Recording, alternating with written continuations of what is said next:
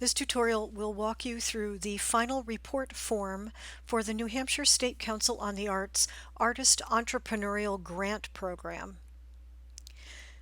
The tutorial assumes that you've already created your free account at submittable.com and that you've logged into the system. Before we get into the form, there are a few things you should know about Submittable. First, it's strongly recommended that you complete the form using Google Chrome or Mozilla Firefox. If you don't have either of these web browsers, they're easy to find with an internet search. The Submittable system is very stable and it will auto-save your application, but we recommend that you save your form manually every 15 minutes or so just in case. There's a Save Draft button at the bottom of the form that you can scroll down to. Once you've saved it, you can continue working on it or sign out. Your form will remain active for 21 days from your last login. And finally, saving your form isn't the same as submitting it. You'll need to click the Submit button at the end of the form for us to receive it. Because you'll be attaching documents to the form, it's always best to complete them and save them on your computer before you start working on the form. That's very, very important. So now I'll go through the form. The first section is all of your applicant data, including the code for the primary area of your work. The National Endowment for the Arts requires that we collect this information.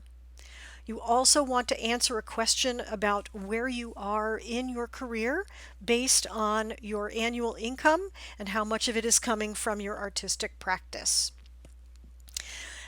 Questions about your race and gender identity. We require that you answer these questions in some way. If you really don't want to tell us this information, just type "I don't want to answer it" or NA into these boxes. Next, your project information. All of the identifying information for your opportunity should be listed here, including the code for the primary artistic area of the opportunity. If your opportunity included a public component like an exhibit, a performance, or a presentation of some kind, you want to fill out all of this information. And again, ask your grant coordinator if you have questions about any of these questions. Now we come to the document upload section, and you will upload all of the required materials here. Again, have them all ready to go before you start the form. It will make things much, much easier. Attaching a file to this application is just like attaching a file to an email or uploading a photo to Facebook. You're going to click Choose Files. A little window will open on your computer.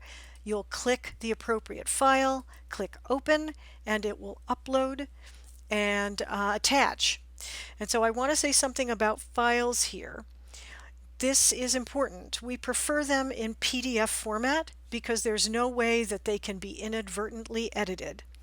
All word processing programs include an easy-to-use Save as PDF option, and spreadsheets can be saved as PDFs using the program's print dialog. There is a video tutorial about that on the grant webpage, so make sure that you watch the video if you don't know how to turn your budget form into a PDF. Uploading all of the documentation is important as well here. You may upload up to 10 files in this section, but we do prefer that you zip them up into one zip file. We have tutorials on our grant page on how to zip up files if you're not sure how to do that. We also want to know if we can use your documentation for promotional purposes, so answer that question. And then this last section here is your electronic signature. You want to click this, type your name, and then you'll be ready to submit your form. Once you click Submit, the form will be submitted and you'll receive an email confirmation.